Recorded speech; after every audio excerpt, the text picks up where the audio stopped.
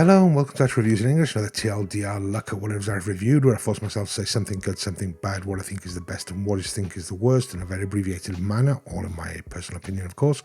And today is the iFi Audio ZEN One Signature. This DAC was sent to me direct by iFi Audio. I have no affiliation with them whatsoever. You can find out more by checking out the full review, which is linked in the description, or just head over to actualreviews.com. Okay, starting off with something good.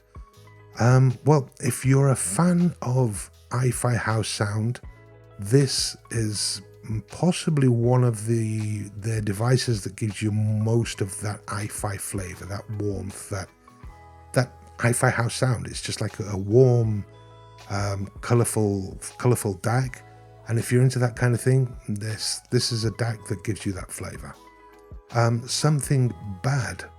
Well, it's not the most detailed of DACs, at least in my impression. That doesn't mean there's anything missing. It just doesn't seem to focus on detail like some other DACs do. So if you're looking for a really analytical, focused, detail-oriented DAC, well, this is maybe not that. The best. Well, for me personally, the fact that other than the usual analog outputs and balanced and so on, you have the SPDIF coaxial input output, which basically this is an input if you want to feed it with SPDIF, but if it's set to USB or Bluetooth, then this becomes an output, which allows you to convert Bluetooth or USB to coaxial to feed another DAC or another receiver or whatever you want to do with it. So you can actually use this to feed local amplifiers, say, and then run it into your receiver for your speakers or whatever. And as I say, it converts digital to digital conversion, and the Bluetooth actually just accepts all of the codecs. So, I mean, you could list them off, but it's just all of them.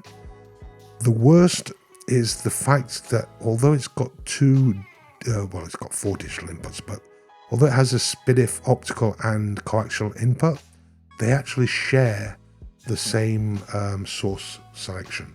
So here we've got Bluetooth, we've got SPDIF, we've got USB. There's no way of selecting between these two inputs. So if you've got something going to both of them, the coaxial will take preference, or will be the priority. So basically, if you're playing something into the optical, you start playing something into the coaxial, it will take over. The bad thing is that if you stop playing something, it doesn't switch back. You either have to remove the cable or reboot it, which, depending on whether you actually need all these connectors or not, I mean, if you're only going to use one or the other, not an issue. But if you're going to want to use all of them, then that could be an issue. But anyway, I go into a lot more detail in the full review, which, as I say, is linked in the description, or just head over to actualreviews.com, and I'll be back with another one soon. See you later.